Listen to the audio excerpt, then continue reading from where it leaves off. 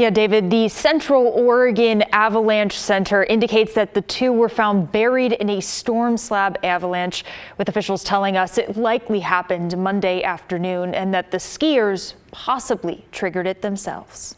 The two victims were out recreating. Their plan was to snowmobile into a area where they could then ski. They never returned home. Early Tuesday morning, a search through the snow uncovered the bodies of two people in the Three Sisters Wilderness area near Broken Top Mountain. The Deschutes County Sheriff explaining his recovery teams returned to the location at daybreak. Out of caution and safety, they chose to wait until sunlight so they could determine if that debris field was safe to enter to avoid another avalanche or kicking off an additional one. Although officials haven't released their names, the Central Oregon Avalanche Center said the two were a couple, longtime residents of the area with a legacy that will live on. Both the center and the sheriff's office expressing condolences to loved ones. Or the terrain in Oregon is maybe not as intense as the terrain you would see further north in the Cascades.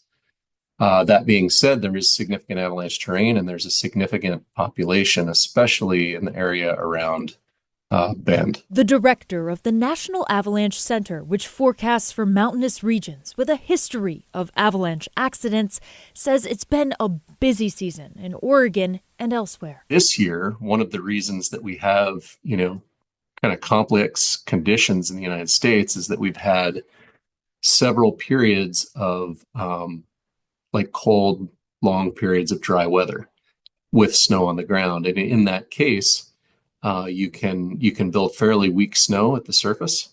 And then if you follow that with a big storm or some wind or something, then it can easily create that unstable structure. Experts recommend always reading up on that day's potential hazards before heading out, bringing the necessary safety equipment for snowy backcountry areas, and knowing how to use it. Make sure you have a partner and be safe because these things they're very real and they're very dangerous. All a good reminder. So, Alma, what is the best place to check on those conditions? Well, there are a couple of really good up-to-date web pages that are out there. The first one, of course, avalanche.org. That's going to give you a nationwide overview. But when you click on each area, it sends you to the regional page. So for Mount Bachelor and that area, the Central Oregon Avalanche Center will have that detailed forecast. Appreciate you reporting on such a tragedy tonight. Thank you, Alma.